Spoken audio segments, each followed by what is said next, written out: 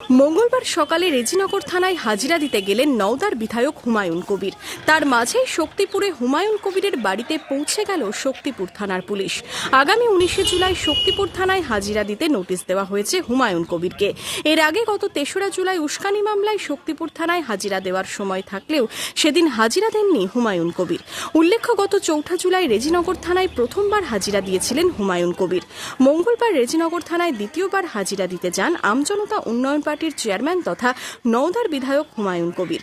সেই সময় শক্তিপুরে হুমায়ুন কবিরের বাড়িতে পৌঁছে যায় শক্তিপুর থানার পুলিশ। বাড়িতে ধরানো হয় থানায় হাজিরার নোটিশ। ক্ষুব্ধ হুমায়ুন পুলিশের বিরুদ্ধে ক্ষোভ উগরে দিয়েছেন।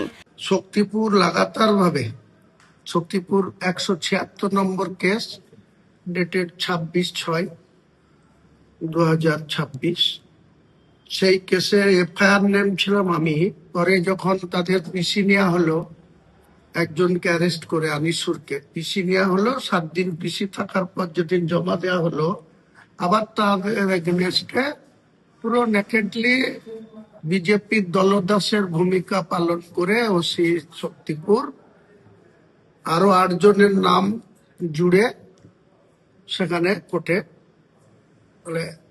নিজেরাকে সমটু কেস করছে। কোনো কমপ্লেনবাদী কেস নাই, আমাদের বিরুদ্ধে কোনো এলাকার পাবলিকের কোনো অভিযোগ নাই, কিন্তু পুলিশ এটা নেকেডলি বিজেপির দালালি করে বিজেপির কাছে খুশি থাকার জন্য, বিজেপি সরকারের কাছে প্রাইজ পোস্টিং নেওয়ার জন্য এসব কাজ করছে।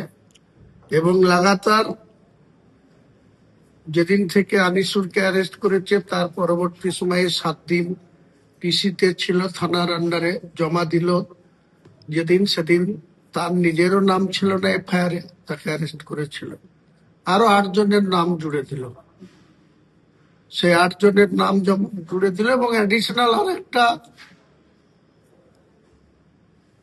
ক্রিমিনালদের ক্ষেত্রে যেরকম হয়, ডাকাতি যারা করে তাদের ক্ষেত্রে, চোর যারা তাদের ক্ষেত্রে যে সমস্ত আচরণ পুলিশ করে, আমাদের ভোটে না হারাতে পেরে এখন বিজেপি ক্ষমতায় এসে এখানে এতদিন মমতা ব্যানার্জির চটি চাটতো যে পুলিশ, যে দারোগারা মমতা ব্যানার্জির চটি চেটে চলতো, এখন যে সরকার আছে সেই সরকারের চটি চাটছে। অঘোষিত একটা ব্রিটিশের শাসন চলে এসছে এইরকম ধরনের আচরণ।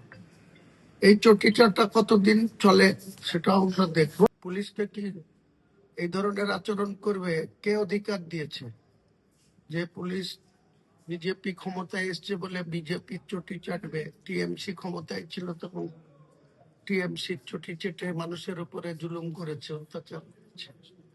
তো গণতন্ত্রের কি মানে হয় যে এখানে কেউ বিরোধী থাকলে তার কোনো স্বাধীনতা থাকবে না, তার কোনো কণ্ঠরোধ করা হবে?